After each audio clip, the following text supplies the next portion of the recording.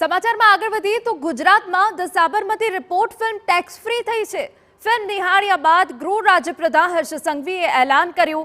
મુખ્યપ્રધાન ભૂપેન્દ્ર પટેલે the Sabarmati report film નિહાળી। સિટી ગોલ્ડ ખાતે સીએમ ભૂપેન્દ્ર પટેલે ફિલ્મ નિહાળી। સીએમ ભૂપેન્દ્ર પટેલ સાથે જીતેન્દ્ર અને એકતા કપૂર પણ હાજર રહ્યા। હર્ષ સંઘવી અને અન્ય નેતાઓએ પણ ધ સાબરમતી રિપોર્ટ ફિલ્મ નિહાળી। મોદી શાહ પણ આ ફિલ્મના વખાણ કરી ચૂક્યા છે। અનેક રાજ્યોમાં આ ફિલ્મ ટેક્સ ફ્રી કરવામાં આવી છે। ગોધરા કાંડ પર આધારિત છે the Sabarmati report film.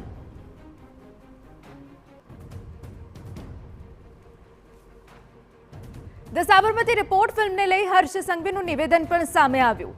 Godhra કાંડના સત્યને દરેક લોકો સુધી પહોંચાડવાનો પ્રયાસ। દેશના પ્રત્યેક નાગરિકો સમક્ષ સત્ય રજૂ કરતી ફિલ્મ।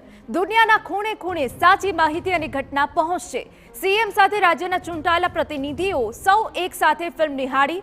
ધ સાબરમતી રિપોર્ટના નિર્માતાઓનો આભાર માનું છું તેવું જણાવ્યું।